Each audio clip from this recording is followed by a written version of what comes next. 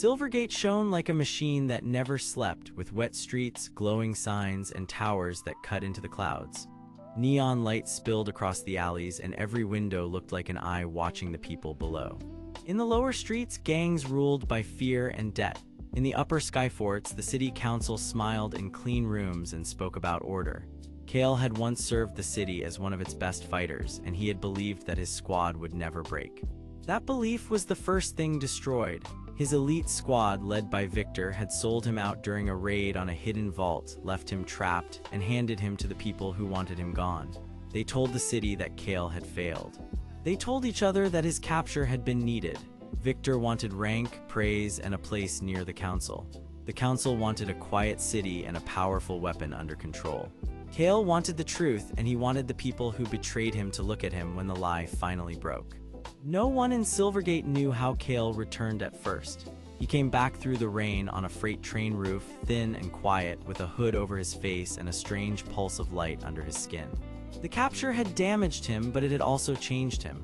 When fear, anger, or focus moved through him, light around him bent and split. A street lamp could become a blade of glare. A puddle could turn into a fake wall.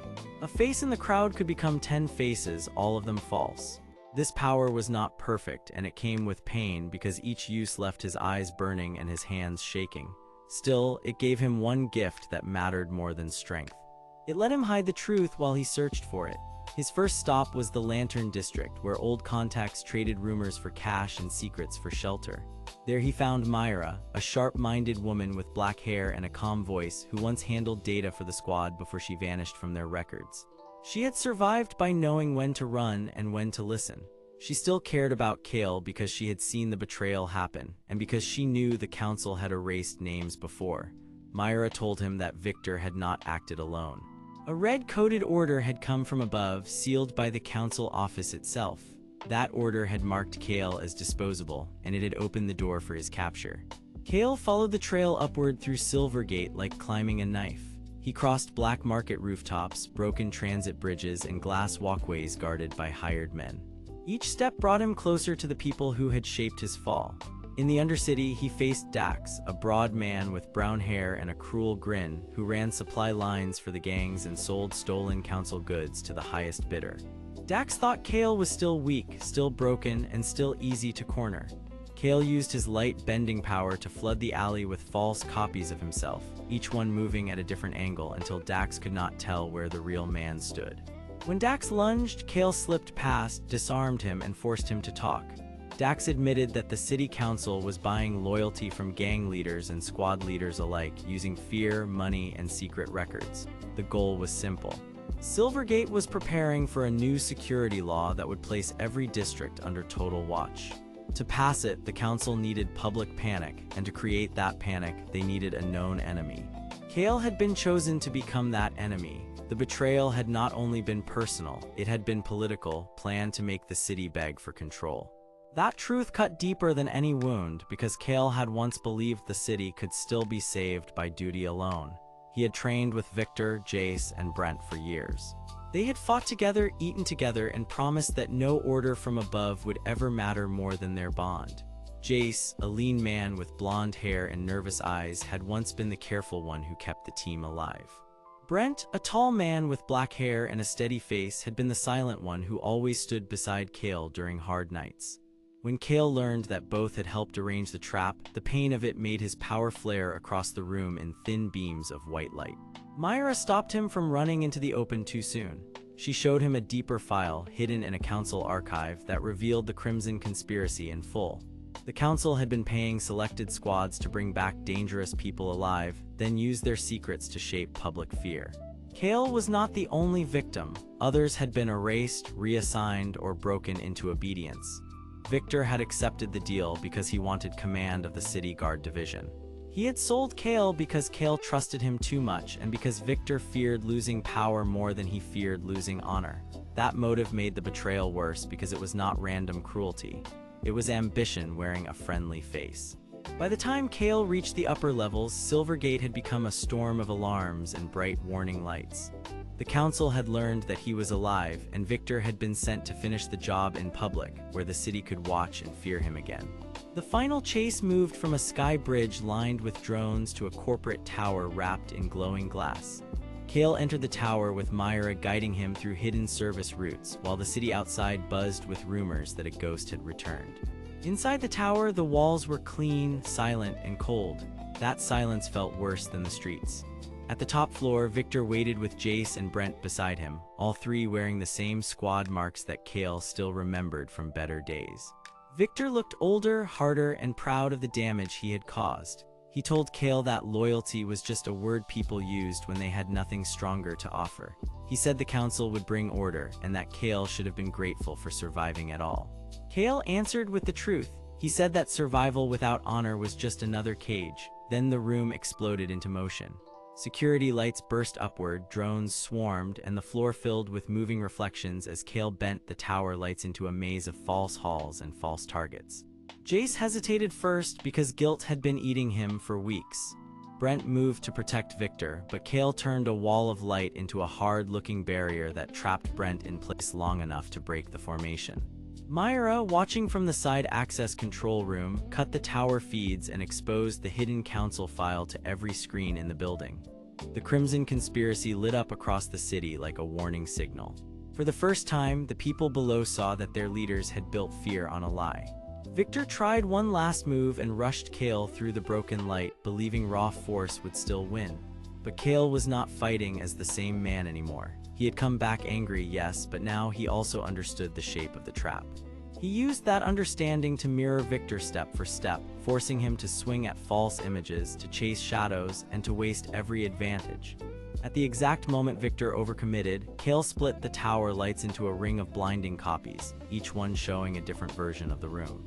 Victor froze, unable to tell which target was real. Kael could have broken him completely, but he stopped at the edge of that choice. The city needed justice, not another act of blind ruin. He lowered Victor to the floor, stripped away the squad badge, and told him that power built on betrayal always collapses in the end. Jace dropped his weapon and finally confessed everything. Brent followed, his face empty with shame. The council tried to seal the tower and bury the broadcast, but it was too late. The city had already seen the truth. Sirens filled the sky. People in the streets shouted at the windows of the council towers. Security teams began to split. The system that had held Silvergate together by fear had started to crack. Kael should have felt victory, but he felt something quieter and harder to name. He had climbed back from betrayal, and he had exposed the people who used him, yet his heart was not clean. Revenge had almost swallowed him during the fight, and he knew it. Myra stood beside him as the tower lights dimmed, and she told him that the city would not heal in one night. Kael looked out over Silvergate, where the neon rain still fell on frightened streets, and he understood that honor was not just a name from the past. It was a choice made again and again, even after pain. He had returned to punish the traitors, but he had stayed to protect the truth. That choice changed him. He was no longer the soldier who only followed orders, and he was no longer the victim waiting to be rescued. He had become the man who could see through lies and still choose a better path. Far below, new voices were rising in the city, and somewhere inside the broken tower, the remaining council members were already making their next move. Kael did not smile, and he did not relax. He only turned toward the next dark hallway with Myra beside him, while the last glow of the exposed conspiracy spread across Silvergate like a fire that had just begun to wake. Silvergate had never felt quiet, but that night the city felt awake in a dangerous way, as if every wet street, every glass tower, and every shadowed alley had heard the same bad news at once. Neon signs still burned above the roads and rain still clung to the steel bridges, yet people moved with sharper steps and faster eyes because the Crimson Conspiracy file had finally been exposed. Everyone knew a lie had been broken open inside the tower, and everyone also knew that the people who built that lie would not surrender easily. Kael understood that better than anyone because the truth had not made him safe. It had only made him important. Myra stayed beside him in the broken hallway, her black hair tied back and her calm face set hard with focus. She was not there to fight for glory. She wanted the city to survive the truth she had helped uncover, and she knew that truth could still be crushed if they made one wrong move. Kael, with his dark brown hair, worn black tactical coat, dark gloves, and tired but intense eyes, looked like a man who had already been pushed too far and had chosen not to fall. His light bending power still flickered faintly in his gaze, not like a gift, but like a blade that had to be handled with care. Ahead of them, the tower swallowed sound, and somewhere below, council guards were gathering fast because Victor had not lost control, he had only lost the mask. The hallway opened into a narrow service level lined with cracked screens and dead security lamps. Myra led the way through the dark because she knew the tower better than she ever admitted, and because her work as an information runner had taught her how to move through places where secrets were heavier than walls. She told Kael that the remaining council members were not panicking, which was worse. They were reorganizing. That meant Victor had already given them a plan. Victor was the former squad leader who had betrayed Kael for power and council favor, and he was not the kind of man who accepted a loss as final. He was tall, broad, and cold-faced, with short gray hair and polished dark squad armor that made him look like an official shield for the city, even while he worked against it. He had once claimed he wanted order, but his real motive was much simpler. He wanted Silvergate to stay afraid because fear kept the council rich, kept the squads obedient, and kept men like him near the top. If the Crimson Conspiracy file spread fully, his deals, his betrayals, and his control over the city would all collapse at once. Kael knew that now, and that knowledge had changed him. He was no longer chasing revenge alone. He was learning how to carry truth without letting it turn him into the same kind of monster. Myra stopped at a sealed door and pressed 2 fingers to the frame. The lock did not open at first, then a hidden panel clicked inside the wall. She gave Kael a quick look and said that someone had changed the routes minutes ago. That meant a leak. That meant someone still alive on the council side knew they were coming. When the door slid open, they found Jace waiting in the next room, pale and tense under the harsh white emergency lights. Jace was a young former squad member with blonde hair, a lean build, and scratched light armor that looked as if it had survived too many bad nights. He had helped arrange the betrayal once, and now guilt sat on him like a heavy coat he could not take off. He raised his hands fast, showing that he came alone, and he said Victor had sent Brent and 2 squad units to block the lower bridge. Brent, a tall and solid man with black hair, a heavy dark coat over squad gear, and a steady, serious face, had followed Victor out of loyalty and fear. He believed obedience could still save the city, or at least save his own place in it, and that made him dangerous in a very different way. Jace did not want to fight Kael anymore, but he also did not know how to fix what he had helped break. He told them the tower core was not just a record vault. It was a control chamber built to hold the council surveillance lines and the city emergency override. If Victor reached it first, he could lock districts, black out bridges, and flood the streets with false alarms until the whole city bowed again. That was the real stake now, not just one file and not just one betrayal. Silvergate itself could be turned into a cage. Kael listened without interrupting, and that was another sign of how much he had changed. He no longer trusted words easily, but he no longer dismissed broken people either. He asked Jace one direct question, whether he was here to help or delay them. Jace swallowed hard and said help, even if it made him sick with fear. For the first time, he meant it. They moved together toward the lower bridge, but the tower answered their choice with noise and motion. Steel shutters slammed down in the distance, red warning lights flashed across the walls, and a squad line advanced from the smoke ahead. Brent stepped out first, holding the corridor with a shield raised and a tense jaw, and behind him came armed guards with mirrored visors and hard, practiced steps. Brent did not look cruel. That was what made him dangerous. He looked like a man who believed he had already made the painful choice and now had to defend it. He called out to Kael to stop, to hand over the file, and to leave the city order in council hands. Kael answered that the council had already turned order into fear and that no city could heal while the truth was locked away. The first clash was fast and sharp. Kael bent the light around the corridor lamps, and 3 false copies of him rushed forward at once, each one moving with clean, sudden force. The guards struck at shadows and missed. Myra used the confusion to cut the alarm wires and throw the squad line into disorder. Jace, shaking but determined, jammed the side gate open and forced the bridge controls into manual mode. Brent did not retreat at once. He pushed hard, broke through one illusion, and nearly reached Kael before Kael changed the angle of the light and sent him stumbling back into the wall. No one was hurt badly, but the message was clear. Victor could not win this room with force alone. He would need something colder. As the squad line fell back, Brent looked at Jace with open disbelief as if Betrayal had finally found the wrong face. Then a hidden speaker crackled overhead and Victor spoke through the tower, his voice calm and controlled, almost kind. He said Kael should come to the core alone if he wanted the rest of the file and the truth about what really happened to his squad. The room went still. Myra immediately told Kael it was a trap. Jace said Victor would not bluff about the core records. Kael knew both could be true. So Kael followed the voice deeper, not because he trusted Victor, but because the tower had become a map of choices and every choice now mattered. Myra stayed close and Jace came too, because guilt had finally pushed him past fear. Behind them, Brent remained with the line, torn between duty and doubt, and that doubt was the first crack in Victor's wall. The lower core chamber opened around them like a hollow heart of steel and glass. Banks of old council machines stood in rows, their red seals still stamped across storage drawers and locked screens, and at the center of the room sat the master control dais with the crimson conspiracy file spread across its many data plates. Kael saw something else there too. He saw older records hidden beneath the public ones, records showing how Victor had not only betrayed Kael, but had also framed other squad members years earlier, sending them into disgrace so his own rise would look clean. The real twist hit Kael with cold force. Victor had never wanted only power. He had wanted a city that forgot how to question him, because long ago he had learned that fear was easier to rule than trust. That was why the file had been hidden with red seals. It was not just evidence. It was a lock on a whole system of lies. Victor stepped from the far side of the chamber, gray hair neat, armor polished, expression unreadable. He looked less like a man and more like the idea of control itself. He said Kael was still a fool because he believed exposure would save people.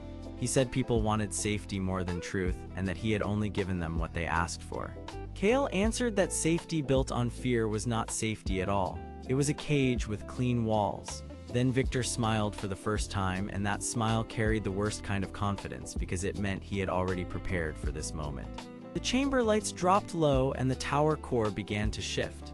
Hidden panels opened behind Victor, revealing the emergency override frame and the citywide signal relay beneath it. He had not come to stop them with soldiers. He had come to force the whole district into blackout and panic if they moved closer. Myra stared at the controls and understood the danger instantly. If Victor shattered the core relay, Silvergate would lose traffic systems, bridge lights, and emergency routes all at once. People would be trapped in the dark while his loyal squads restored order with fear. Jace shook, but he stepped beside Kael anyway because he was tired of helping bad men win. Brent arrived at the chamber entrance seconds later, having finally turned away from blind loyalty, and his face showed the pain of that choice. He had realized that obedience had been helping a lie swallow the city. The last conflict rose fast. Victor used the chamber lights against Kael, trying to drown him in sharp flashes and false images, but Kael did not fight like before. He breathed, watched, and let the light split around his body. He made one clean illusion after another, not to confuse everyone, but to guide them. Myra reached the relay locks. Jace broke the backup seal. Brent held Victor off just long enough for Kael to step through the last surge and strike the core switch with a burst of bending light that froze the control frame in a web of bright fragments. The tower shook, then settled. Victor staggered back, not crushed, not gone, but finally forced to retreat from the center of his own control. Outside, Silvergate lights flickered back across the skyline, and new voices rose from the streets below, louder now, fuller now, because people had heard enough to begin choosing sides. Kael stood in the red glow of the broken conspiracy and felt something new inside himself. He was still tired, he was still angry, but he was no longer moving only from pain, he was moving from purpose. Myra looked at him with quiet approval, Jace looked ashamed but hopeful, and Brent stood silent, already facing the cost of his choice. Victor, however, did not look finished. He reached one hand toward a sealed drawer beneath the console, and his cold eyes said he still had one more move left somewhere in the dark. Kael saw it, Myra saw it, and the tower seemed to hold its breath because the next hallway, the next truth, and the next danger were already waiting just beyond the chamber door. The chamber stayed still for one short breath, and then Victor moved. His gray eyes narrowed, his armored hand slid under the console, and the sealed drawer answered with a soft metal click that sounded far too calm for the danger in the room. The air inside Silvergate Tower felt cold and tight, as if the whole building knew this was the moment when the truth might escape or be buried forever. Kael stood with his dark coat hanging open, his hands ready, and the faint glow in his eyes warned that his fractured power was waking again. Myra stayed near his side, her black hair falling straight against her layered jacket, her face calm but alert, because she was the kind of woman who noticed danger before it spoke. Jace, the nervous blonde man in scratched light armor, looked ready to help and scared to fail, while Brent, the tall black-haired man in heavy dark gear, remained rigid with the painful weight of his choice. They had already won one small opening, but Victor was not finished, and everyone in the chamber knew it. Victor pulled out a thin red key card and pressed it into the console with practiced ease. A hidden panel on the far wall slid open, and a narrow hallway appeared behind it, lit by weak white strips that made the metal floor shine like wet stone. Victor did not rush. He looked at Kael with the cold patience of a man who still believed he controlled the board. He wanted the Crimson Conspiracy file not because it gave him pleasure, but because it gave him safety. That file held the council record that tied him to secret orders, fear campaigns, and the betrayals that helped Silvergate become obedient. If the file reached the public, his career would collapse, and the city leaders who used him would turn on him in an instant. He did not fear justice. He feared being useless to the people above him. That was why he had betrayed Kael in the first place, and that was why he still fought now. He stepped into the open hallway and said in a flat voice that the tower was not the real prison. The prison was what waited outside if the wrong truth got out. Kael did not answer right away. He looked at Victor, then at Myra, then at Jace and Brent, and he saw something that changed the shape of the room. Jace was not just guilty. He was terrified of what the city would do if the council record came out, because he had helped arrange the original betrayal and had seen what happened to people who asked questions. Brent was not just stubborn. He had followed Victor because Victor promised order, and because the streets below were full of gangs, shortages, and quiet threats that made simple loyalty feel like survival. Myra was not just helping for the sake of curiosity either. Her work as an information runner had shown her enough hidden deals to know that Silvergate had been fed lies for years, and she wanted the truth because truth was the only thing that could break the cycle. Kael understood all of this in a single, clear moment, and it made his anger sharper, not softer. He had wanted revenge for a long time, but now he could see that this fight was larger than him. If Victor stayed in control, the city would keep bending under fear, and every future betrayal would be easier than the last. They moved into the hidden hallway one careful step at a time. The walls were lined with black panels, and small red seals sat at regular intervals like warning eyes. Myra noticed them first and said they were council security marks, the same style used on private records that were never meant to be seen by ordinary people. Jace swallowed hard and admitted that he had once helped transport sealed files through a lower route in the tower.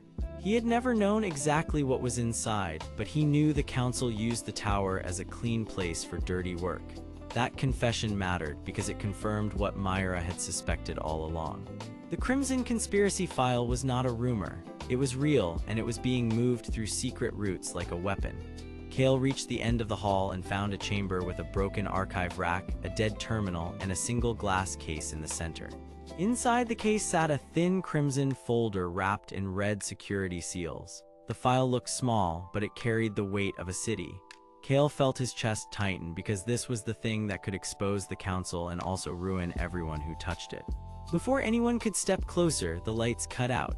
A hard metal alarm rang once, and from the upper grates dropped 3 drone sentries, each one dark, sharp, and built for crowd control. They were not meant to kill. They were meant to overwhelm, push, and separate people until they surrendered. Victor had planned this too, and now his motive was plain. He wanted the team broken into pieces before they could take the file. Kael moved first. His power bent the dim light around him, and his shape split into several razor-clean illusions that ran in different directions across the chamber. The drones hesitated, their sensors chasing the wrong targets. Myra used the opening to guide Jace toward the glass case, while Brent stepped forward with a grim face and blocked a sweeping strike from one drone with his armored forearm. The impact drove him back, but he held. Jace fumbled with the sealed locks, his hands shaking, then steadied himself when he saw Brent refuse to retreat. That gave him courage. He punched in the override code he had once helped build, and the case opened with a dry hiss. Kael felt the file become real in the room, and at that same instant Victor spoke from the doorway behind them, calm as ever, asking whether they really thought the city would thank them for tearing down the only order it had left. The question landed harder than any blow because it carried a truth nobody wanted to say out loud. Silvergate was already weak. The streets were crowded, the supply lines were thin, and fear had been used for so long that some people no longer knew how to live without it. Victor had fed that fear, then called it stability. Kael saw the trap inside that idea, and he saw why people like Brent had been pulled into it. Still, the truth inside the Crimson File mattered more than the lie outside it. Myra snatched the folder free, but the moment her fingers touched it, a hidden line of code flashed across the folder tag and projected a map of the tower. One lower route glowed red, and beside it appeared a name that made everyone freeze. It was not Victor, it was Counselor Ellen Wade, one of the city leaders who was supposed to be above all this. The file revealed that Wade had ordered the betrayals, paid Victor to hide them, and used the council record as blackmail to keep the whole system sealed. Victor was guilty, but he was also being used. That was the twist, and it changed everything. The real hand behind the city was still in the dark, and Victor had been fighting not just to protect himself, but to protect the secret that kept Wade untouchable. Victor stiffened when he saw the name, and for the first time his face lost some of its cold control. He had not expected the file to expose him and his council backers at the same time. That shock gave Kael the opening he needed. He sent his illusions racing forward in a burst of hard light, making the drones turn and clash with empty images while the real team moved toward the lower route shown on the map. Brent made one hard choice and stood between Victor and the exit, not to win, but to delay. He told Victor that loyalty without truth was just fear wearing armor, and that one sentence struck deeper than any blade could have. Jay stayed with Brent, and that choice showed how far he had come from the frightened man who had once helped set the betrayal in motion. Myra kept the Crimson File tight against her chest, her face set with calm determination, because she understood that what she carried could shake the whole city. Kael looked back once and saw Victor trapped between pride and panic, forced to retreat by the very truth he had helped hide. The tower did not fall, but it did open, and the hidden route ahead promised more danger, more lies, and a larger enemy waiting deeper below. Kael stepped into the red-lit passage with his allies beside him, no longer fighting only for revenge, but for a city that might still be saved if he could survive long enough to speak the truth. Silvergate still glowed through the rain above, but deep under its glass towers, the city felt far smaller and far more dangerous.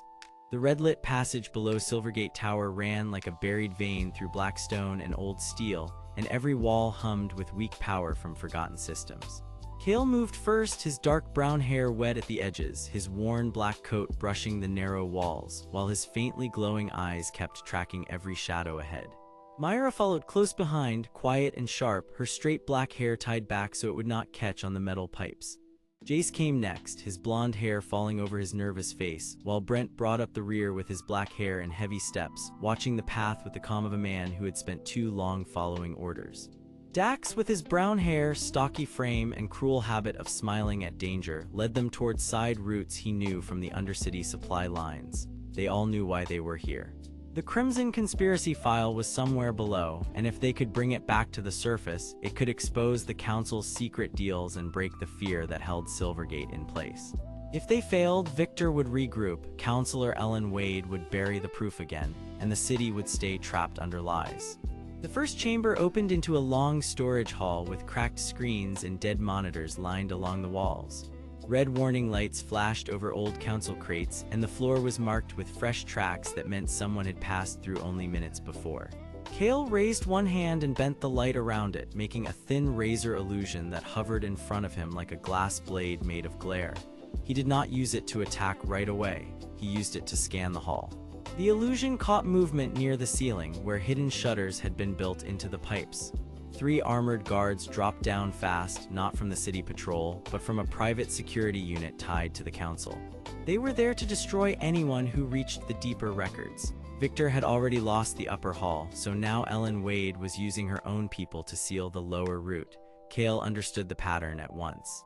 Victor cared about control and status, but Ellen cared about order through fear. She wanted everyone to believe the council alone could keep Silvergate safe, even while she fed the city a lie. The guards spread out and Brent stepped forward with his broad shoulders set hard, forcing one guard back with a heavy strike to the chest plate. Jace flinched, then steadied himself and jammed a door release before the hall could lock. Myra watched the guard patterns, then called out the timing of each step, and Kael followed her lead, weaving his light into false shapes that made the enemy strike the wrong target.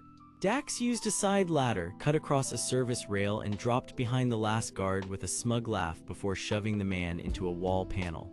The clash was fast and messy, but no one was badly hurt, and the guards were driven back into the dark. Even so, the message was clear. Someone below had expected them. Past the storage hall, they found the hidden council route. It was a long tunnel with white strip lights that flickered like tired eyes, and each door along the path had red seals stamped with the mark of the council. Myra stopped at the first door and ran her fingers over the metal frame. She had the kind of mind that noticed what other people skipped, and her sharp eyes saw the truth before the others did. The seals were not only locks. They were proof of a layered system. Someone had built this route to move secrets, money, and orders without ever using the public elevators. Someone had designed it so the outer guards would never know what was being carried below. Jace swallowed hard and admitted what had been weighing on him for days. He had helped arrange the betrayal because Victor promised him protection, and he believed the council would spare the squad if he kept quiet. He had been wrong, and now he wanted one chance to fix what he had done. Brent looked at him for a long moment, then said that fear had made fools of many good people, but it did not excuse staying silent. Dax only snorted and said silence was the true currency of the city. Kael did not argue. He had no room left for easy anger. He needed the truth more than he needed revenge now, and that change made him more dangerous than before. Together, they forced open the first sealed door and found a small archive room buried behind the wall, filled with paper files, broken data panels, and a single red cabinet standing in the center like a warning. Inside the cabinet was not the file itself, but a key strip and a map. Myra read the map first, and her face changed as she understood what it meant. The Crimson Conspiracy file was deeper than they thought, stored under a chamber that connected Silvergate Tower to the old city chambers below the council hall. The route had been hidden because it linked several events that were never supposed to connect. The council had not only covered up one betrayal, they had built a whole chain of false reports, fake arrests, and staged threats so they could keep the city afraid and divided. Victor had helped with the surface lies, but Ellen Wade had planned the structure itself. She used public fear after every street clash to demand more control, and every time the city obeyed, she grew stronger. That was the twist Kael had not expected. The conspiracy was not only about stealing power, it was about creating a city that would beg to be ruled. Kael stared at the map, and his tired face hardened into something calmer and sharper. He had thought he was chasing one corrupted leader. Now he saw a system, and systems were harder to break. Before he could speak, a low voice came from the doorway behind them. Victor stood there in polished dark armor, his short gray hair slick with rain, his cold command replaced by a strained, almost desperate edge. He had followed them down because he could not let the truth move any farther without him. He said that Ellen would burn every record before letting the city see it. He also said something worse. The lower chamber was already awake, and once opened, it would broadcast the hidden record through every council channel if the old relay remained intact. In other words, if they reached the chamber, the city would hear everything at once. The group froze because the stakes suddenly became larger than any one arrest or any one lie. If the record spread, Silvergate might finally learn the truth. But if Ellen had placed a trap in the relay chamber, the same proof could be turned into panic, confusion, and a citywide lockdown. Kael looked at Victor and saw something new in him, not redemption, but fear of being left on the wrong side of history. Victor had helped build this lie for power, yet now he feared what the lie would become when exposed. That made him dangerous, but it also made him useful. Myra was the first to understand the choice in front of them. They did not need Victor to trust them. They only needed him to open the path to the relay chamber.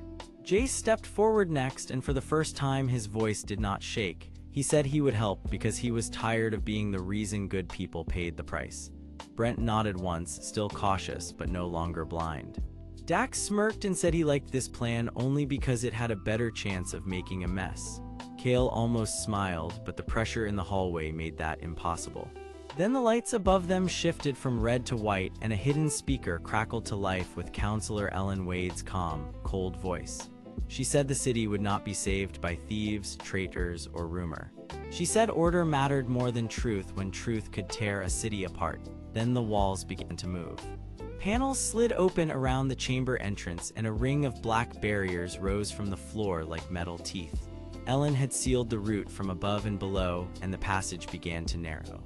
Kael threw his light outward, shaping false copies of the corridor to confuse the sensors. Myra shouted that the relay chamber was only one level deeper, but the route was now splitting into two paths, one real and one false. Jace rushed to the side panel and found the old manual switch that the council had forgotten to remove. Brent held the barrier line long enough for the others to pass. Dax slammed both hands into a door wheel and forced it open with brute strength, then laughed when the metal finally gave way. Kael moved through the shifting trap zone with his vision stretched wide and his illusions flashed in the darkness like broken mirrors. He felt the old pull in his chest, the same hunger that had driven him before, the urge to strike back and make the world pay. But now he knew the city needed more than anger. It needed proof, patience, and someone willing to stand in the open after the secret was exposed. When the final inner door opened, they saw the relay chamber ahead, a round room wrapped in cables, red glass, and towering record pillars. At its center stood a sealed console with the Crimson Conspiracy file slot beside it. And waiting beside the console, half in shadow and half in light, was a figure in council white who had not been seen until now. Kael stopped at once because he recognized the shape of the posture, but not the face beneath the hood. The stranger slowly lifted one hand and the whole chamber went silent, as if the room itself had been holding its breath. Whatever this person knew about Ellen Wade, Victor, and the city above, it was about to change everything again, and Kael stepped forward into the light without knowing if he was walking toward the truth or into a deeper trap. The chamber under Silvergate stayed still for one long moment, and even the red warning lights seemed to hold their glow a little tighter. The air was cold, dry, and heavy with old power, while black metal walls threw hard shadows across the floor. Kael stood near the center of it all, his worn black tactical coat cutting a sharp shape against the light, and his dark brown hair falling over a tired face that had learned not to trust silence. Around him, Myra watched from the side with her straight black hair tied back, her slim frame tense beneath a layered dark jacket, because she knew that secrets like this always came with a price. Jace, the blonde former squad member with nervous eyes, stayed half a step behind Kael, looking like he wanted to speak and hide at the same time. Brent, tall and solid with black hair and a heavy dark coat, kept one hand near the wall as if he expected danger to come from every direction. Dax, stocky and cruel-faced with brown hair, leaned near the crates with a narrow grin, pretending he was not afraid. And in front of them all stood the white hooded council figure, still and calm, like a judge who had been waiting for the last witness to arrive. Kael recognized the posture at once, and that recognition made his chest tighten, because the stance belonged to someone who knew the old council roots, someone who had walked these halls before, and someone who had never wanted to be seen. Kael took one slow step forward, and the stranger finally lowered the lifted hand. The hood stayed in place, but the voice that came out was clear, quiet, and careful.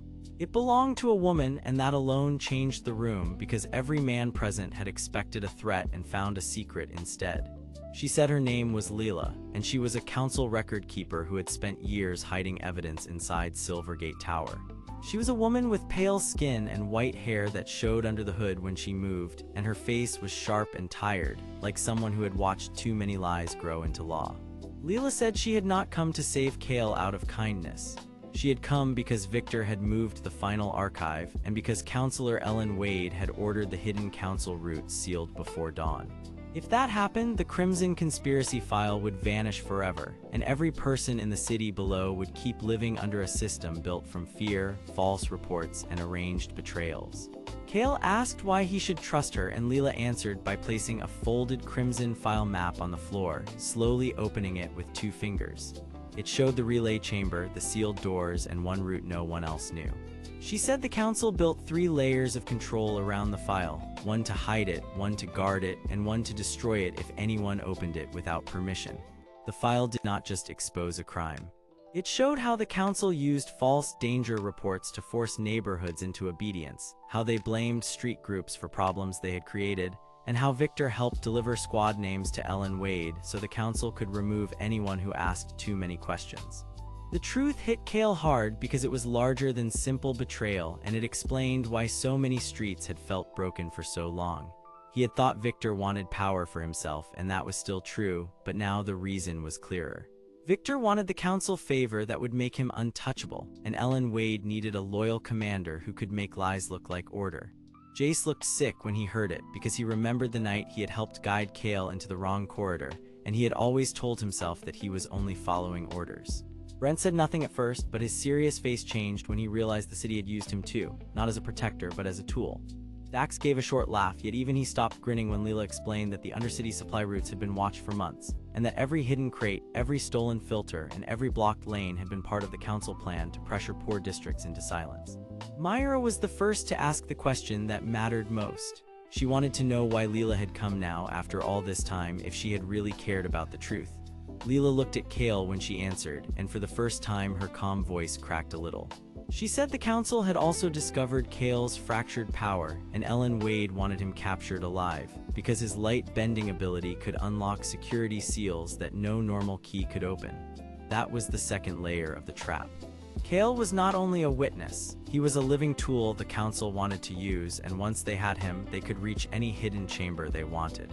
Before Kael could answer, the chamber door behind them gave a harsh metal shudder. Council security guards moved into the entrance in strict formation, their black armor marked with red warnings, their face shields blank and hard under the cold strip lights. Their heavy boots struck the floor together, and the sound rolled through the room like a warning drum.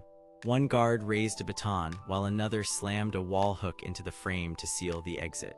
Victor came in behind them, tall and broad in polished dark squad armor, his short gray hair neat, his cold face fixed with the same empty confidence he always wore when he believed control was enough. He looked straight at Kael and did not even pretend surprise. That was when the full trap became clear. Victor had known Leela would appear. He had likely let her come on purpose because he wanted Kael to hear enough truth to lower his guard before the net closed. Victor said the file was dangerous, the city needed discipline, and anyone who spread old council records would cause panic. His motive was simple, and that made him more frightening. He did not care about peace. He cared about rank, safety for himself, and the right to stand close to Ellen Wade when the city finally bent under fear. Leela stepped back at once, and Myra moved beside Kael with steady eyes, already searching for another way out.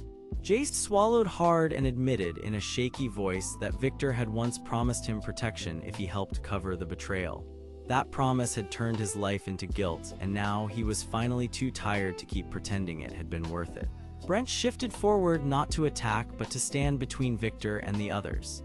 He had followed Victor once out of loyalty and fear, but now he saw the truth, and the truth was uglier than any order he had ever obeyed.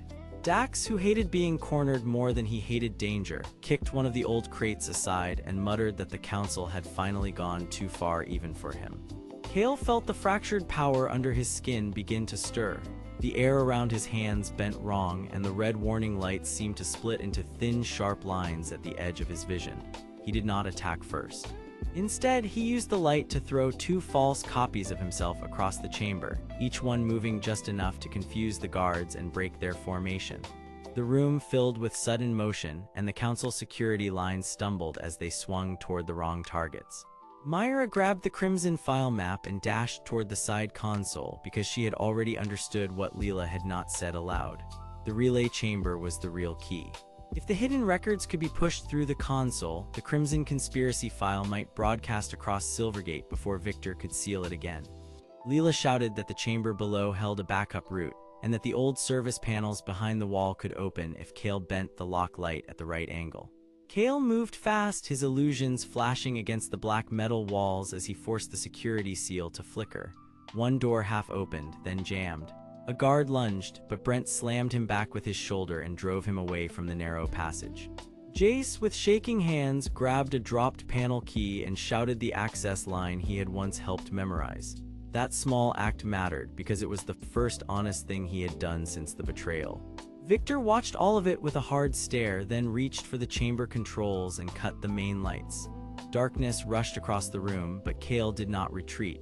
He saw the lines of power in the shadows, and he realized that Victor had made one mistake. Victor had come too early, before the relay chamber was fully sealed. If Kael could reach the console, the whole city might hear the truth at once. And as the emergency lights pulsed red over every face, the white-hooded Leela turned toward Kael and said one final thing that changed the shape of the night. She told him that Ellen Wade was not waiting in Silvergate Tower by chance.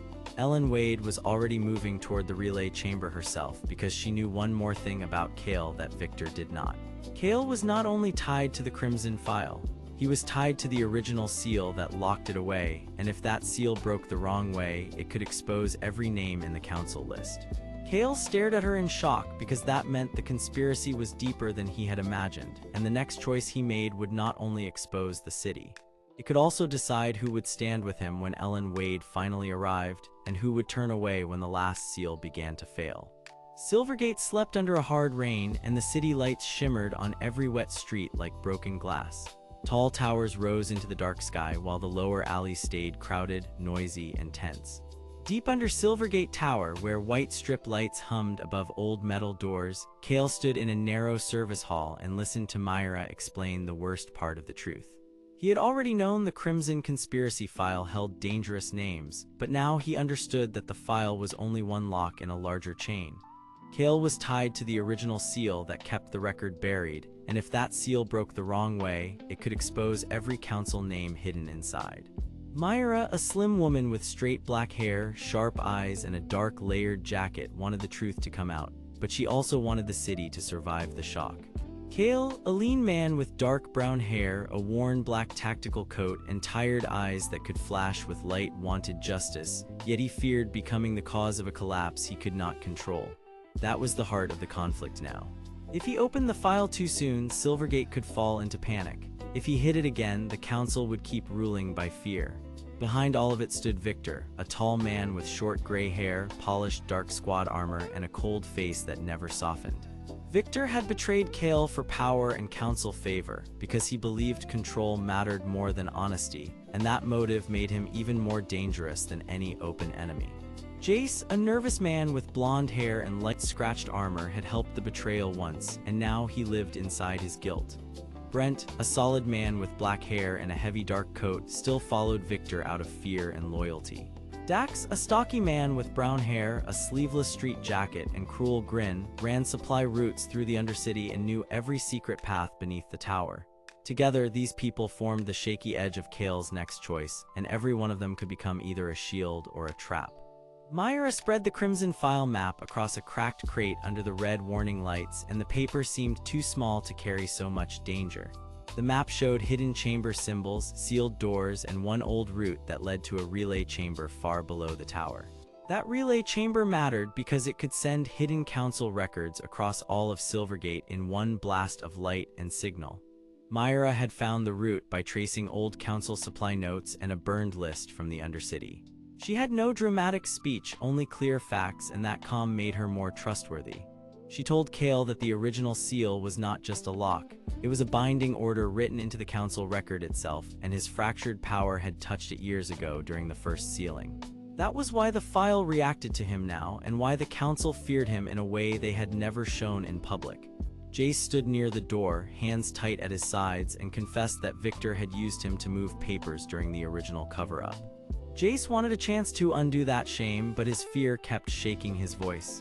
Brent arrived next, stepping out of the white-lit corridor with his heavy boots slow and careful. He did not come with apology.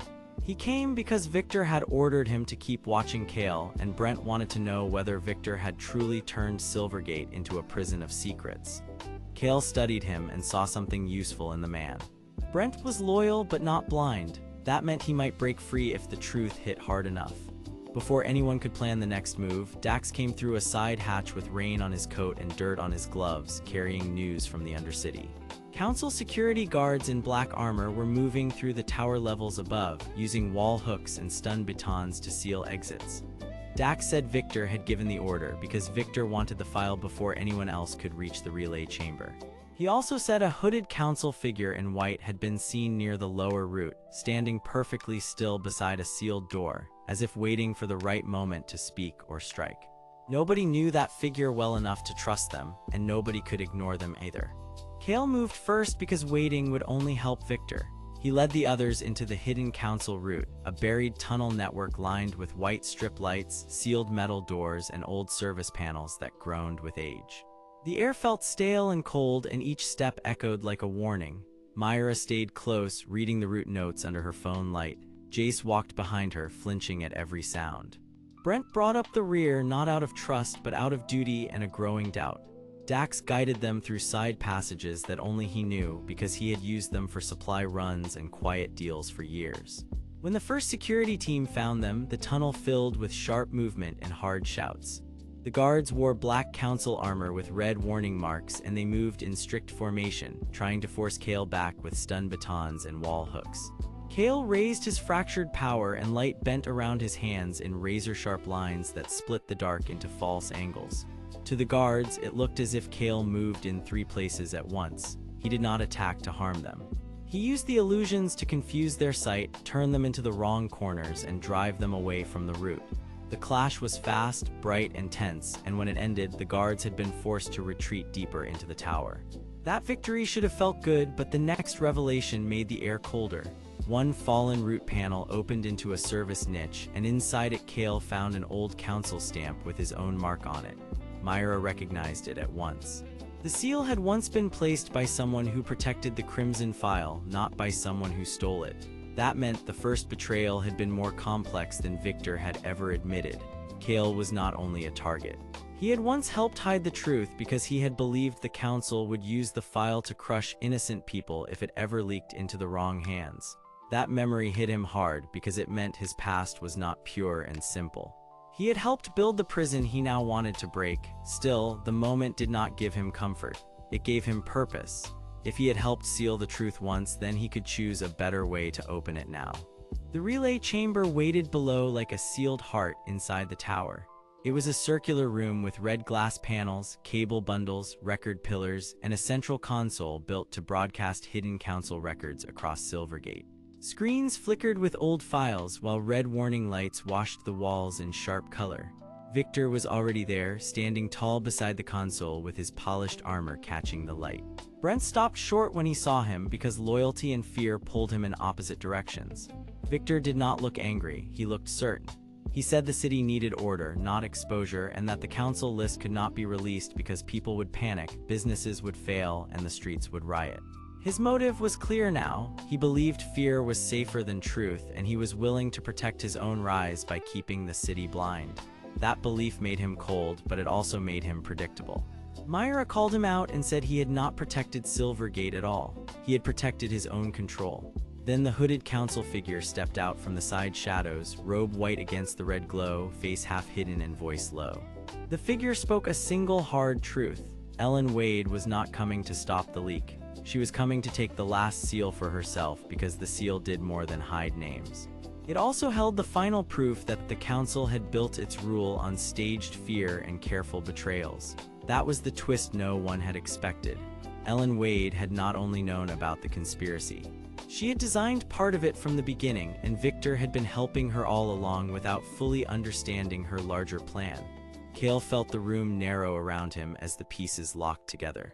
Victor had been a greedy liar, but Ellen Wade was the patient hand behind the whole machine. Before anyone could react, the relay chamber doors slammed shut and red alarms burst to life. Security guards rushed the upper hall. The hooded figure moved to the console. Jace froze. Brent lifted his hands, unsure where to stand. Dax cursed and looked for an exit. Kael stepped forward, light gathering in his eyes because this was the moment that would define him. He could expose the file now, risk the city, and force the truth into the open.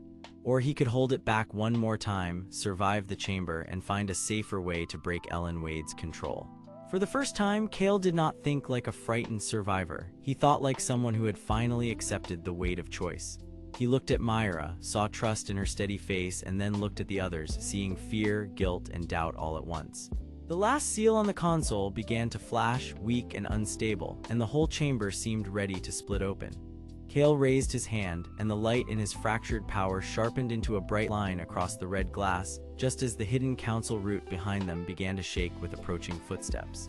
He did not know yet whether he would break the seal or protect it, but he knew the next few seconds would decide who escaped Silvergate Tower, who stood with him, and who would choose Ellen Wade when she finally arrived.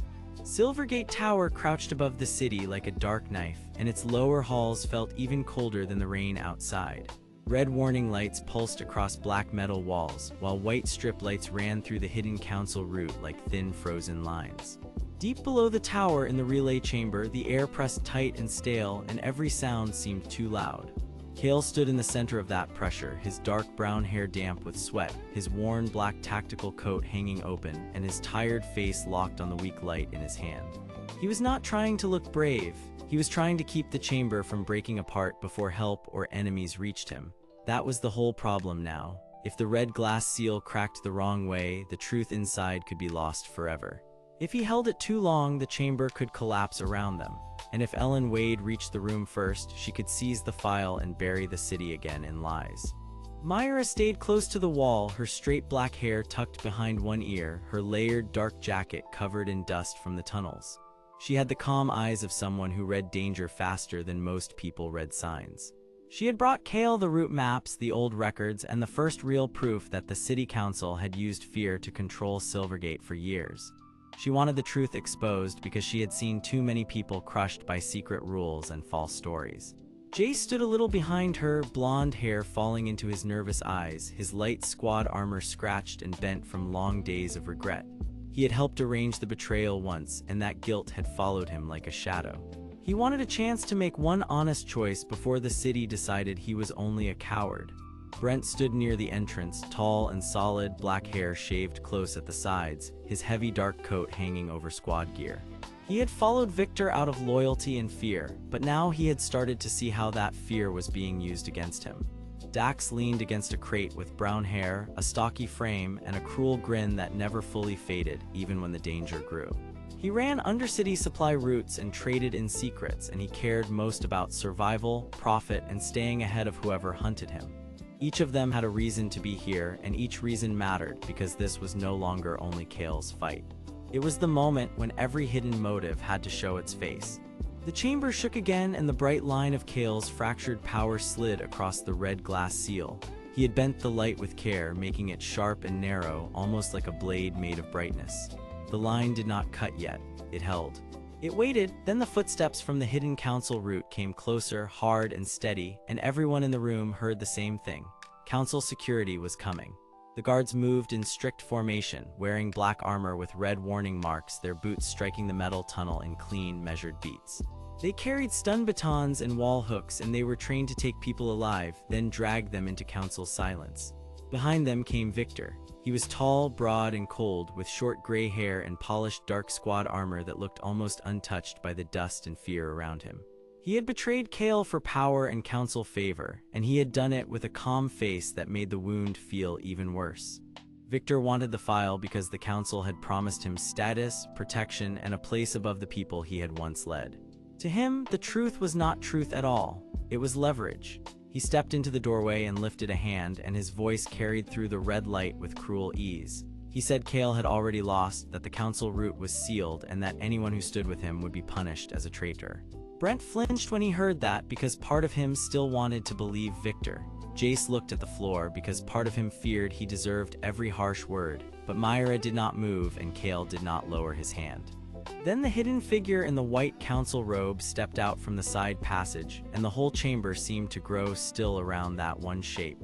The hood was deep, the face partly hidden, and even the silence around the figure felt planned. No one knew the gender at first, only that this person had been waiting here longer than anyone else and had been watching all of them with careful patience. The figure spoke in a low, measured voice and told them that the council had not only hidden the Crimson conspiracy file. It had built the entire tower system around it.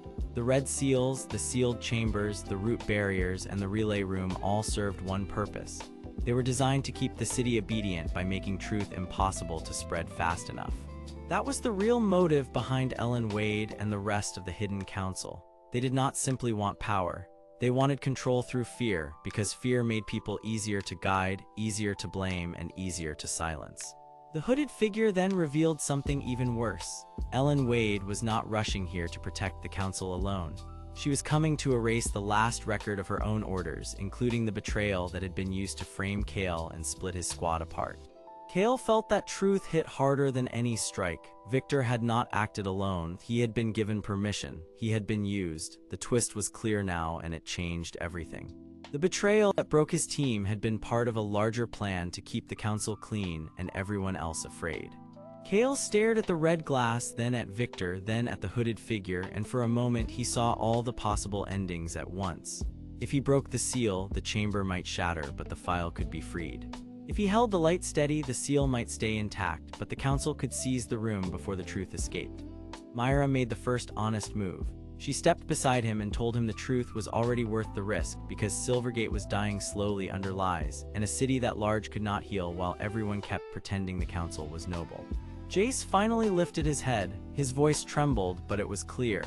He admitted that he had helped Victor because he was afraid of being left behind, and because the council had promised him safety for his family.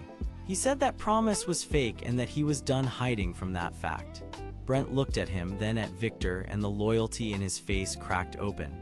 He remembered the raids, the private orders, and the quiet punishments that never made the public reports.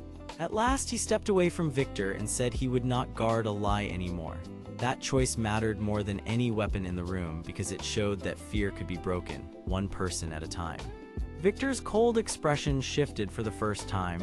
He had expected obedience, not refusal. He had expected old habits to hold his men in place. Instead, he saw them slipping free. The guards rushed in at that moment and the chamber exploded into motion. Not with blood, not with ruin, but with hard, tense conflict that sent metal crates sliding and warning lights flashing faster. Kael drew all his focus into the thin line of light, and his faintly glowing eyes sharpened with strain. He moved the beam along the seam of the red glass just enough to loosen one locked edge. Myra pulled the crimson file map from her jacket and matched its marks to the relay console. Dax, grinning through the danger, tossed a hidden service key across the floor and shouted that the side panel would hold only for a short time. He did not do it out of kindness. He did it because he knew a city full of secrets was more useful when the right people owed him favors. Brent stepped into the path of the first guard and forced the formation to split, giving Kael one more second. Jace reached the console, hands shaking, and began feeding the root data into the relay chamber system. The hooded figure watched all of this unfold and then quietly pulled back its sleeve, revealing a council seal ring and a hand that shook with age. The figure had once helped design the secret system and now wanted it burned down before it swallowed the city whole. That was the reason the figure had guided Myra to the file root in the first place. The figure had been trying to undo the council from inside, while never trusting anyone enough to come forward too soon. Then the chamber lights flickered and a new voice came through the tunnel, sharp and controlled.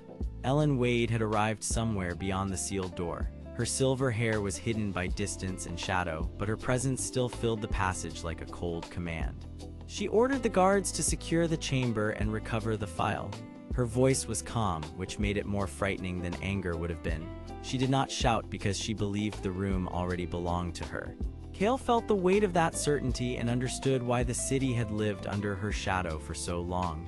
Ellen Wade was not careless. She was patient. She had built a system where every frightened person helped keep the lie alive. But the room no longer belonged to her alone. The file map was sinking. The relay console was waking up. The red glass was beginning to open. Kael, Myra, Jace, Brent, and even Dax had all chosen sides, and none of them stood in the same place they had occupied at the start. Kael had begun this moment thinking only about whether to break the seal or protect it. Now he understood that the real choice was harder. He had to decide what kind of person would carry the truth when the door finally gave way. He lifted his hand again, his fractured power brightening into a steady white line, and the chamber held its breath as Ellen Wade came closer. Silvergate Tower stood above the city like a black blade, and its narrow halls still glowed with cold white light. Below that polished height, deep in the hidden council root, the air felt wet, tight, and heavy with fear. The red warning chamber waited at the center of it all, with cracked screens, old crates, and red lights that flashed across every face. Kael stood there with his dark brown hair damp at his forehead, his lean body tense inside a worn black tactical coat, and his tired eyes fixed on the seal ahead. He was not alone anymore, and that made the moment more dangerous than before. Myra, the quiet runner with straight black hair and sharp eyes, stood near the wall with her layered dark jacket pulled close. Jace, the nervous young man with blonde hair and light squad armor, kept swallowing hard as guilt pulled at his face. Brent, the tall man with black hair and a heavy dark coat, stood stiffly beside a storage crate, trying to look loyal even while doubt showed in his eyes. Dax, the stocky man with brown hair and a cruel grin, leaned near the console with his utility belts hanging low, acting calm while his hand rested near a hidden panel. And now Ellen Wade, the silver-haired counselor in formal dark clothing, stepped closer through the red light with a stern face that never once lost control. The central conflict was clear now, even if it had taken Kael too long to see it. If the seal was broken, the council's secrets behind it could spread across Silvergate. If it stayed closed, the city would remain trapped under lies. Ellen wanted the seal because she wanted control, and her reason was simple and dangerous. She believed truth without order would tear Silvergate apart, and she was willing to crush anyone who challenged that belief. Her guards had followed her into the tunnel, dark-haired men in black armor with red warning marks, their face shields hiding every feeling. They held stun batons and wall hooks ready to surround the room the moment she gave the order. Kael understood then that the fight was not only for a file or a chamber. It was for the right to decide what the people of Silvergate would ever be allowed to know. Ellen stopped a few steps away and her voice came out calm, sharp, and final. She told Kael that he was still young enough to think truth was enough by itself, but the city did not survive on truth alone. She said the council had kept riots from the lower districts, stopped gang wars from spilling into the towers, and made hard deals so the city could keep moving. She admitted the conspiracy file was real, and that it would show secret bargains, erased arrests, and quiet threats used to hold the city together. But she insisted that without control, those same records would be used by criminals, rivals, and angry crowds to tear Silvergate apart. Her motive was not random cruelty. It was fear wrapped in duty. She believed she alone could carry the weight of that lie because she thought the city was too fragile to survive the whole truth. Kael listened, and for one short moment, he almost understood her. Then he saw the guard line shift behind her, and he saw how easily fear could become a cage. Myra stepped forward first, her face steady and her voice low. She said the city was already in a cage, only it had been built with clean words and secret rooms. Jace then surprised everyone by speaking up, even though his hands shook. He admitted that he had helped arrange the betrayal because Victor had promised him safety, but he had watched too many people get hurt by that choice. Brent looked down at the floor, then finally said that loyalty built on fear was not real loyalty at all. Dax gave a dry laugh and said he did not trust the council, the gangs, or even the people in the room, but he trusted a system of lies even less, because lies always demanded more payment later. Those words shifted the room.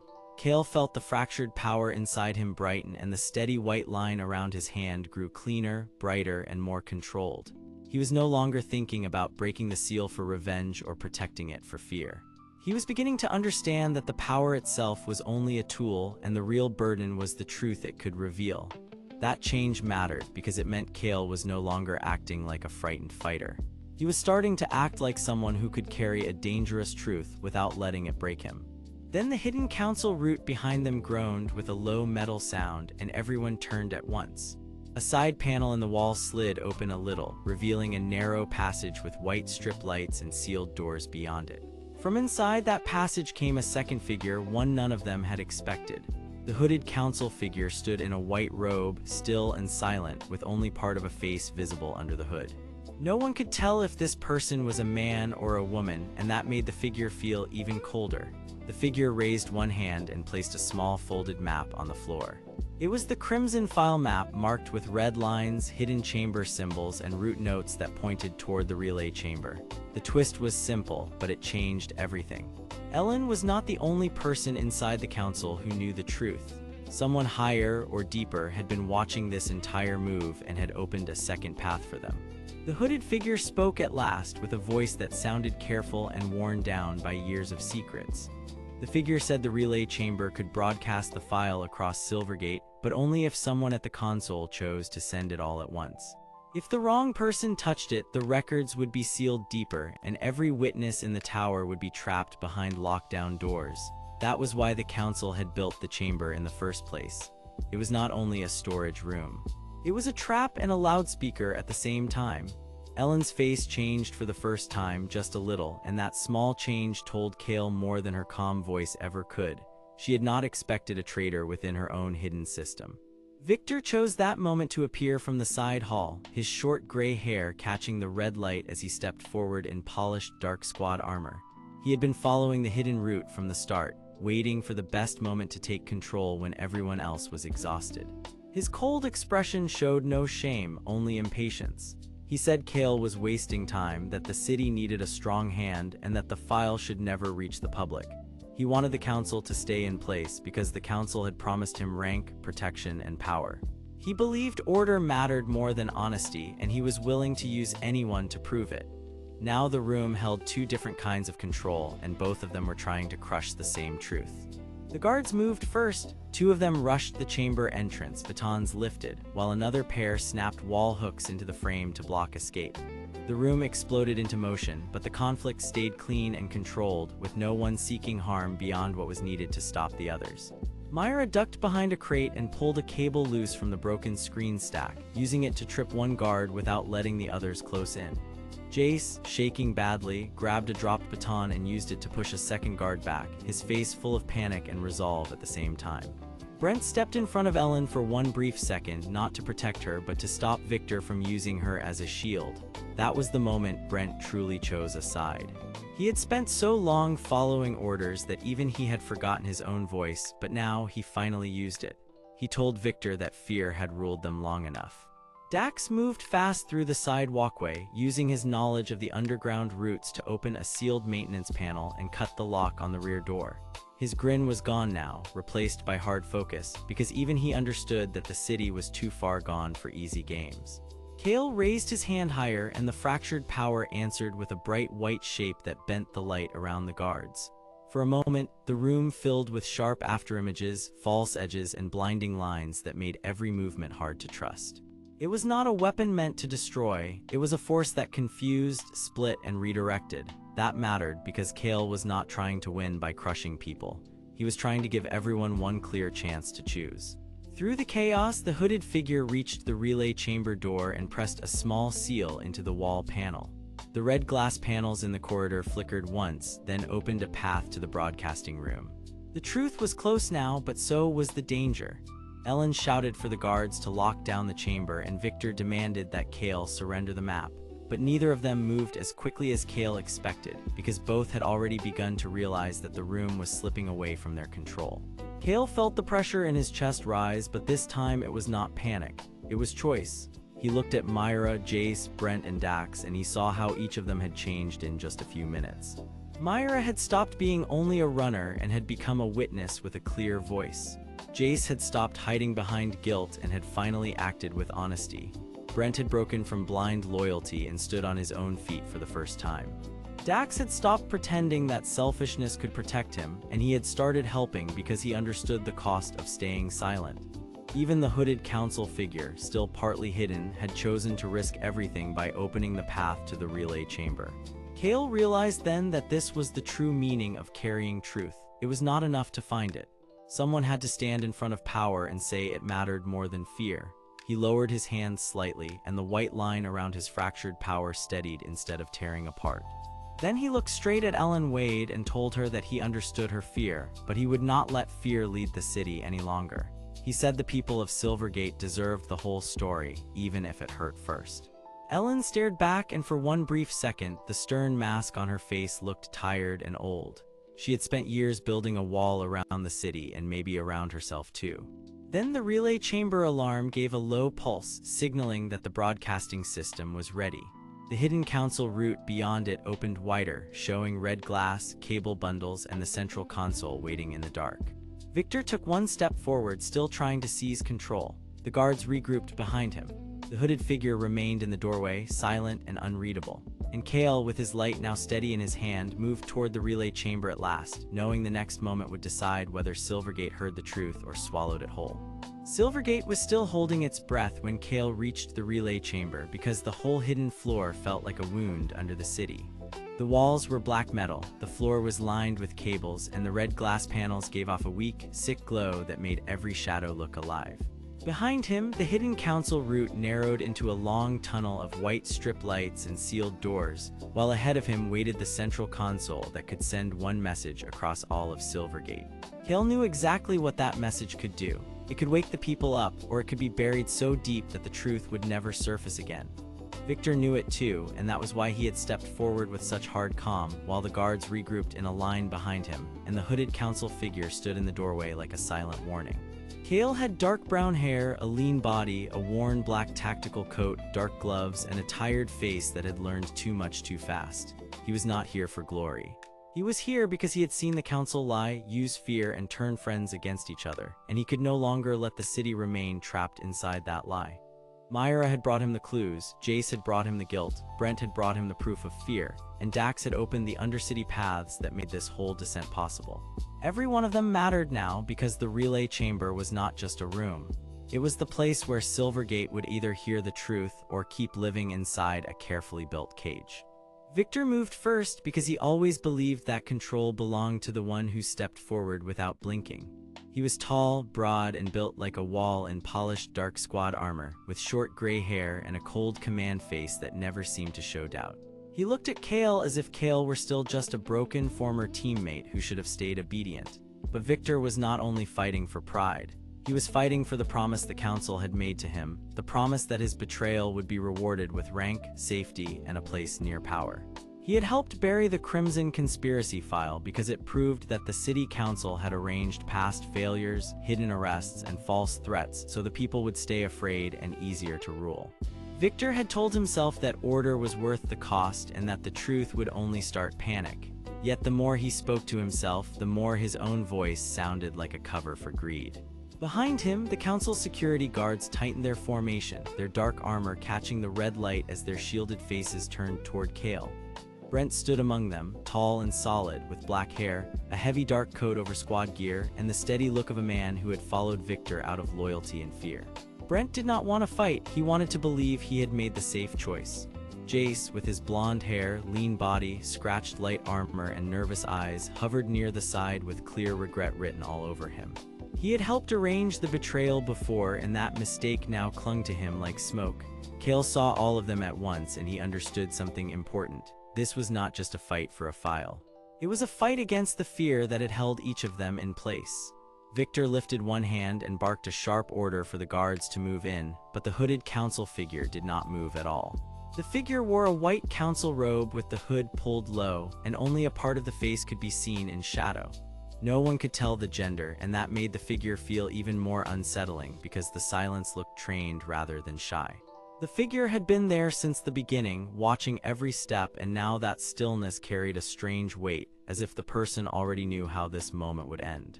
Kael raised his hand, and the fractured power in him answered with a clean, sharp glow. Light bent around his fingers and formed thin, false shapes in the air, bright enough to confuse the eye and steady enough to protect him. He did not throw it wildly. He used it like a blade of thought, placing illusions where the guards would hesitate, where Victor would misread distance, and where the relay chamber itself would seem to shift under pressure. The first guard line rushed forward, but Kael split their sight with flashing copies of the console and false angles of the room. Their wall hooks scraped the floor, their boots slammed into each other, and their movement broke for just long enough to create space. Victor snapped his head toward the hooded figure, clearly expecting help, but the figure only watched. That was when Myra finally came through the tunnel behind Kael, her straight black hair pulled close, her slim frame tight with focus, and her layered dark jacket dusted by the underground path. She had the quiet look of someone who noticed every detail and trusted almost nothing by accident. In her hands, she carried the Crimson file map, folded and marked with red lines, hidden symbols, and root notes that had guided them here. She had spent nights pulling pieces of the conspiracy together, not because she wanted danger, but because she wanted the city to stop being lied to like a child. She shouted that the broadcast line was still open, but it would only stay open for a few moments more. That changed everything. Kael now had a real clock, and Victor knew it. The guards pushed harder, trying to overwhelm Kael before he could reach the central console. Brent moved with heavy steps, trying to block the path, but Jace suddenly called out that the console seals were already loosening. That tiny act of courage shocked everyone because it showed that guilt had finally become a choice instead of a burden. Victor turned on Jace with a glare so cold it almost stopped the room. He told Jace that weak people always ran toward the truth only after they had already helped hide it. Jace flinched, but he did not back away. For the first time, he looked ashamed in a way that was honest enough to matter. Then the relay chamber revealed its deepest secret. The central console was not only meant to send messages. It was built with old council command locks that could also overwrite broadcasts and replace them with false emergency alerts. That was the true reason the chamber had been hidden beneath Silvergate Tower. The council did not just fear the truth. It had built a machine to fight the truth the moment it appeared. Kael saw the full shape of the trap, and so did Myra. She shouted that Counselor Ellen Wade had ordered this chamber to remain sealed because a free broadcast would expose how the council had used staged shortages, fake raids, and selective punishments to keep neighborhoods obedient. Ellen Wade was the real mind behind the silence. She was a woman with silver hair, a stern face, and formal council clothing, and her power came not from strength but from planning. She believed that people could not be trusted with too much truth because truth might lead them to question the entire system that protected her control. That was why she backed Victor. She needed loyal men who would keep the city afraid while she kept her hands clean. The hooded council figure finally spoke, but only a little, and the voice was calm and measured. The figure said that Ellen had planned for Victor to take the blame if the chamber failed. That one line struck like ice because Victor had spent all this time thinking he was climbing toward favor, when in truth he had simply been used as a shield. Victor froze, and for one rare moment his cold face cracked. He had sold out Kael, and he had even sold out the council in his own way, yet the council had never intended to truly trust him. Kael saw the crack in him and pressed forward. He fired a spread of light illusions across the chamber, making it seem as if he stood in 3 places at once. The guards hesitated again, and that gave Brent a hard choice. Brent looked at Victor, then at Jace, then at the sealed console, and the fear in him finally lost to shame. He stepped aside, not to join Kael fully, but to stop protecting a lie. That small act broke the line wide open. Kael reached the central console and saw the final lock, a red seal tied to the council record core. The Crimson Conspiracy file fit into it like a missing piece, and Myra almost shouted for him to use it. But before he could, Victor lunged forward, trying one last time to seize the file and crush the broadcast. Their clash was fast and brutal in feeling, though no one here wanted to truly harm anyone. Victor struck with armored force, Kael answered with bending light, and the whole room filled with flickering copies, hard shadows, and crashing metal. The central console began to whine under strain. Red warning lights flashed across the glass walls. Cables shook loose from the ceiling. For a moment, it looked as if the relay chamber might collapse under its own tension before anything could be sent. Then the hooded council figure moved at last. The figure reached out and activated a side panel, exposing the real broadcast path. That was the second surprise, and it hit everyone at once. The figure was not there to stop the truth. The figure had been placed there to make sure the truth could escape if the chamber was ever reached. The reason became clear in a single rough line of speech. The council figure had once served the inner council, but had grown sick of the lies and had chosen to leave the safe world of obedience behind. The figure had hidden the root, protected the chamber, and waited for someone brave enough to survive the trap. Kael did not know whether to trust the figure fully, but he understood enough to act. He slid the crimson file into the console and pushed his light through the control ring, using his power to stabilize the signal instead of shattering it.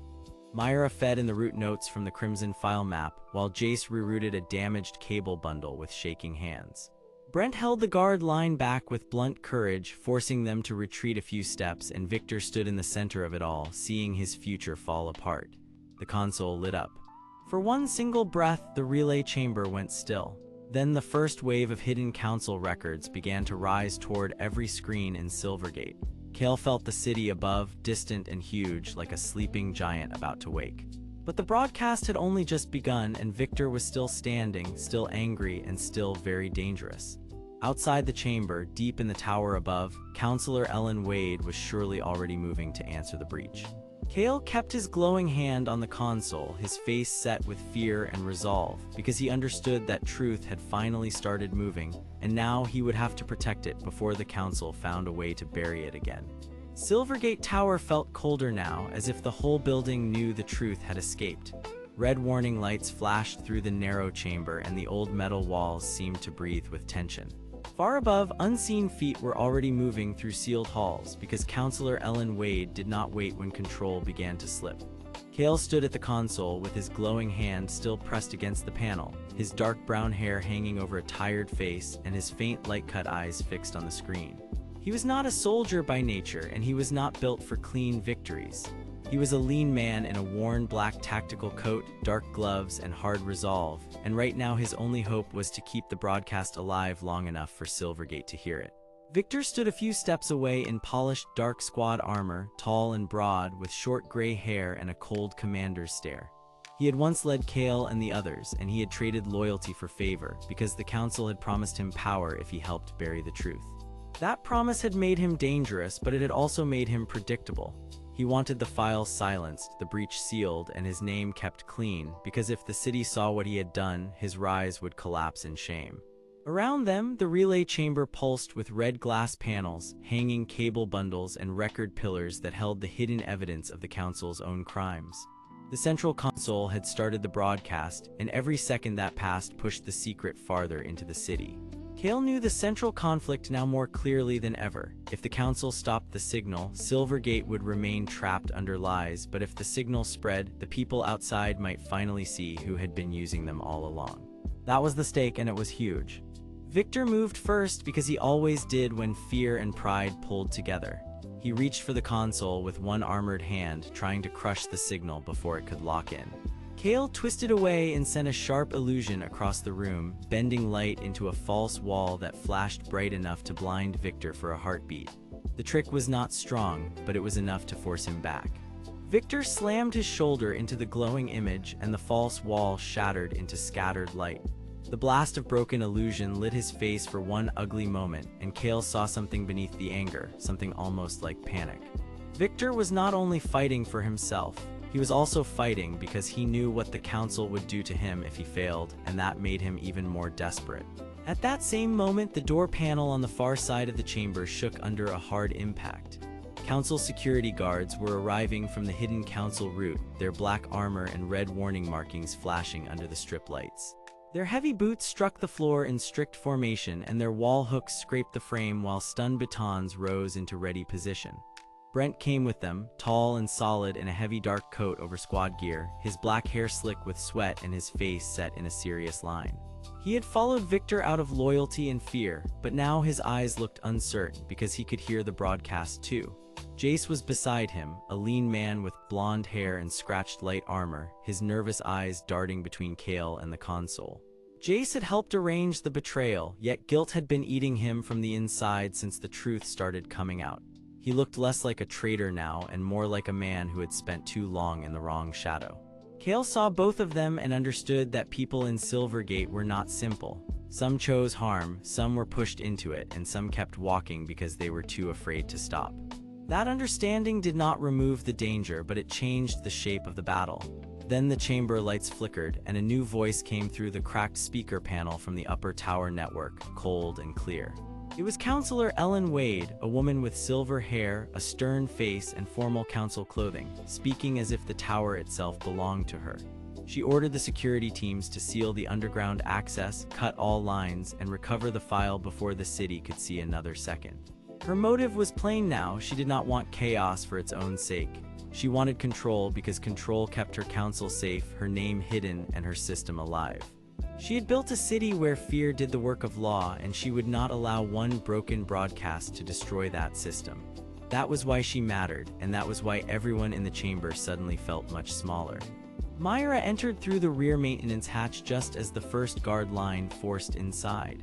She was a woman with straight black hair, a slim build, a layered dark jacket over practical city clothes, and sharp focused eyes that never stayed still for long. She had been the one to find the hidden trail through the city records, and she cared about truth because she knew what silence did to ordinary people. In her hand was the folded crimson file map, worn, marked with red lines, and dangerous to carry because it pointed to every secret path tied to the Crimson Conspiracy file. She slid across the floor behind a storage crate and shouted that the next route was open only for a few minutes. The hidden council route, she said, linked this relay chamber to an old service spine behind the tower, and if they could reach it, they might move the final broadcast node before the guards locked everything down. Her warning raised the stakes again because now it was not only about holding the chamber. It was about moving the truth before the tower could choke it. Kael pulled the map into view and saw the path marked with red symbols and small notes about sealed doors, pressure gates, and a lower maintenance ring that could reach the city grid. He understood at once that the council had built many paths for itself and hidden them behind layers of public walls. That realization was the twist inside the twist. The tower had never been only a seat of power. It had been a machine for hiding power, and the people at the top had used every hidden corridor to stay untouched. Jace saw the map too, and his face tightened with shame. He admitted, in a voice barely above the alarm noise, that he had helped place one of those seals months ago because he had been told it was a routine repair. He had not known then that he was helping lock away evidence of council betrayal. That confession did not erase his part in the harm, but it showed how the system fed on weak loyalty and half-truth. Kael did not forgive him yet, but he did not turn away either. He needed every honest hand he could get. Victor heard the confession and grew more furious because every new truth made his old excuses weaker. He lunged again, this time with full force, and the chamber became a storm of motion. Brent raised a baton and tried to pin Kael back, but Myra threw a cable bundle across his path and forced him to stumble. The first wave of guards pushed in behind him, and for a tense moment it seemed the chamber might be swallowed whole. Then the hooded figure appeared at the far end of the relay room. The person wore a white council robe with the hood low, and only part of the face could be seen in shadow. The figure moved with calm control, never rushing, never wasting motion, as if this chaos had been expected long before anyone else arrived. Kael, Myra, and Jace all froze for one breath because the figure did not attack. Instead, it stepped to a side panel and placed a coded seal against the wall. A hidden door opened with a heavy hiss, revealing a narrow service bridge that led deeper under the tower. For a brief and shocking moment, Kael understood the truth. The hooded council figure was not an outsider. The figure was someone inside the council network, someone who had decided that Ellen Wade had gone too far, or maybe someone who had always planned to use the moment for a larger move. The face remained hidden, but the gesture was clear. The figure wanted the broadcast to survive. That revelation shook everyone in the chamber because it meant the council was already split from within. Victor shouted that it was a trap, but even he hesitated because he could not explain why a supposed loyalist had opened an escape route. Ellen Wade came through the speaker again, this time sharper, ordering total lockdown and immediate suppression of all public feeds. Her voice no longer sounded confident. It sounded afraid, and that fear spread through the chamber faster than any weapon. Kael saw the opening and understood that this was the moment to choose what kind of person he would become. He could keep fighting alone, or he could trust the broken people around him enough to move the truth one step farther. He looked at Myra, Jace, Brent, and even Victor, and he realized that every one of them had been shaped by the same corrupt city, but not all of them wanted the same ending. Kael shut down one set of controls, rerouted power through the relay pillars, and prepared the broadcast for a second surge. His hand glowed brighter, not because he was stronger than before, but because he was finally using his power for more than survival. He was using it to protect other people from the lie that had ruled their lives. The chamber shook as the first security breach reached the outer wall, and red dust fell from the ceiling like warning ash. Myra grabbed the map tighter. Jace moved to the console side, shaking but ready. Brent, after one long silence, turned his baton away from Kael and toward the guards. Victor took one step back, still fierce, still dangerous, but now boxed in by a truth he could no longer outrun. The service bridge waited in the open doorway, the hidden route glowing under white strip lights, and beyond it lay deeper tunnels, more sealed doors, and the next fight for Silvergate. Kael held his glowing hand above the console and took one steady breath because the broadcast was still alive, the city was still listening, and the next part of the truth was just beginning to rise. Silvergate stayed dark above them, but the city was never truly quiet. Rain tapped on glass towers, street lights shone on wet roads, and hidden cameras watched from corners no one noticed. Deep below the tower, the secret tunnel breathed cold air through white strip lights, and every metal surface seemed to hold a warning. Kael stood at the console with his dark brown hair damp on his forehead, his lean body still, and his faintly glowing eyes fixed on the route ahead. Myra, the woman with straight black hair and sharp eyes, watched the doorway with calm focus. Jace, the blonde-haired man with nervous eyes, kept glancing back as if every shadow might judge him. Brent, the tall black-haired man in his heavy dark coat, stood stiff and quiet. Dax, the stocky brown-haired man with a cruel grin that had faded into uneasy caution, leaned against a wall and listened. Victor, the tall gray-haired man in polished dark armor, had taken one step back, but his cold face showed that he was still dangerous. The central problem was clear now. If the live broadcast failed, the council would bury the Crimson Conspiracy file again, and Silvergate would keep living under fear, false orders, and hidden punishment.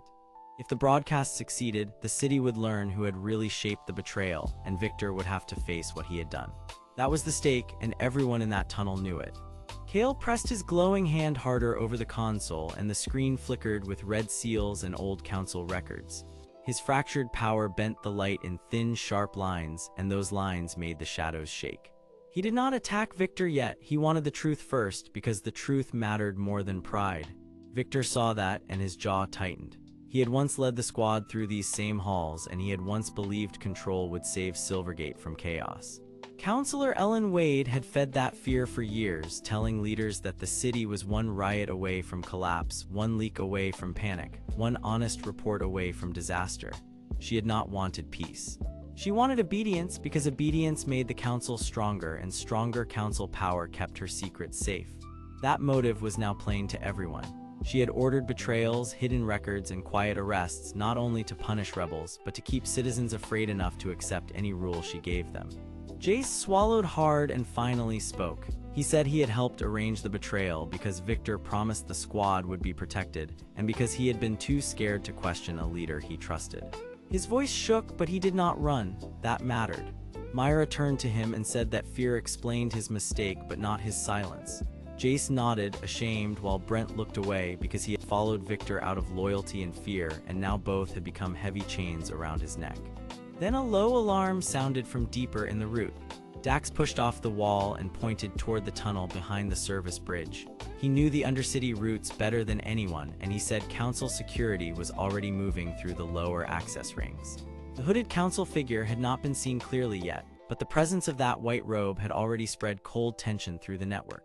Dax explained that the council used the hidden route to move sealed records between tower levels, and that the relay chamber at the end of the route could either broadcast the Crimson file across the city or wipe it clean in one pulse. That was why the chamber mattered so much. It was not just a room, it was a trap, a weapon, and a final chance. Kael understood at once that Ellen Wade would send guards there before anyone else because she could not allow the file to reach the public. Victor also understood it, and for the first time his cold expression cracked. He said quietly that Ellen had never trusted him fully, only used him as a shield because he was strong enough to scare others and loyal enough to carry ugly orders. He said he had believed he was protecting order, but he had only been protecting her control. That was the twist buried under the fear. Victor was not the top of the chain. He was a middle piece, and Ellen Wade was the true hand on the blade. Kael looked at Victor for a long moment and then at the glowing route ahead. He could have used that moment to strike, but he did something harder. He chose motion instead of rage. He said they were going to the relay chamber together, and if Victor wanted one chance to prove something, this was it. That choice changed the air in the tunnel. Victor did not smile, but he straightened. Brent looked surprised. Jace looked relieved and frightened at the same time. Myra gave Kael a small nod because she understood that trust could be stronger than fear when it was earned the hard way. They moved through the hidden council route, past sealed metal doors, red seals, and old service panels that had been hidden behind Silvergate Tower for years. The tunnel was narrow and cold, and white strip lights made every face look pale and serious. Along the way, Myra found route notes left inside a maintenance recess, and she unfolded a worn crimson map marked with hidden chamber symbols. The map showed a secondary path into the relay chamber, one that bypassed the main guard line, but only if someone knew how to trigger the old service lift. Dax knew the trick because he had moved supply crates through these levels for years. He cursed under his breath, then opened a side panel and revealed a rusted lift track hidden in the wall. The group crossed in silence, while far behind them, armored footsteps echoed through the stone. The deeper chamber opened ahead, and the red warning lights made the black metal walls look like they were breathing. This was the Red Warning Chamber, a forgotten room full of cracked screens, cable bundles, and old storage crates stacked under dust. It felt sealed for a reason, as if the city had tried to forget everything inside it. Kael stepped in first, and the broadcast on the console behind him still pulsed faintly through the network. He could feel it like a heartbeat stretched across the city. Then the hooded council figure appeared at the far end of the chamber, standing perfectly still in a white robe. The face remained partly hidden, and the person gave no sign of fear. That silence was worse than shouting. It meant they knew exactly what was coming. Victor stiffened and took half a step forward as if he recognized the figure or the pattern of their orders, but the figure only lifted one hand toward a side panel, and the room answered with a dull metal click. Hidden locks engaged. The relay route behind them began to seal. Council security was closing in from one side and the final chamber waited on the other. Kael raised his glowing hand and bright light spread through the red room in sharp broken lines. He saw the guard shapes outside the glass, the hooded figure in white, and the narrow door leading to the relay chamber beyond. He also saw something else, a detail he had missed before. One of the red seals on the wall bore Ellen Wade name code, proving she had personally authorized this chamber years ago. That was no accident. She had built the trap before the city ever learned the truth. The chamber doors shook as council security guards forced their way in formation through the hidden route. Their black armor, red warning marks, and heavy boots flashed under the strip lights while their stun batons and wall hooks rose in tight discipline. Brent moved first, blocking the narrow passage with his broad frame and forcing the front line to slow. Jace grabbed a fallen cable coil and jammed it into the side lock, his hands shaking but steady enough to matter. Dax slipped low and pulled a service lever that opened a side vent, buying the group a few more seconds. Myra stayed by Kael, reading the chamber faster than anyone else because her sharp mind saw roots, locks, and weak points all at once. Victor stood at the edge of the group, looking at the hooded figure, then at the guards, then at Kael. At last he made his choice. He turned and stepped into the guard line not as a hero, but as a man trying to stop the damage he had helped begin. He shouted the access phrase of the old tower route, and the nearest guards hesitated. That hesitation was enough. Kael used the gap to bend the chamber light into a long, razor-bright illusion, making 3 false copies of the exit path and throwing the guards into confusion. Their formation broke, the chamber shook. A few of them were forced to retreat, and the others lost their clean line of advance. It was not a final victory, but it was enough to keep the truth alive for one more move. Then the relay chamber door opened at the far side, and cold white light spilled out like a promise and a warning. The central console inside was real, old, and still active. If Kael reached it, the Crimson Conspiracy file could go live across Silvergate in one burst. If he failed, everything would vanish. The hooded council figure turned slightly and for the first time spoke in a calm, low voice. They said the council had always known one day someone would come this far and that Ellen Wade had prepared for it. Those words hit harder than any blow because they confirmed the trap was larger than anyone had guessed. Kael took one breath, then another, while Victor held the line behind him and Myra read the control panels at a glance. Jace looked at the glowing door with tears in his eyes because he finally understood how deep the betrayal had gone.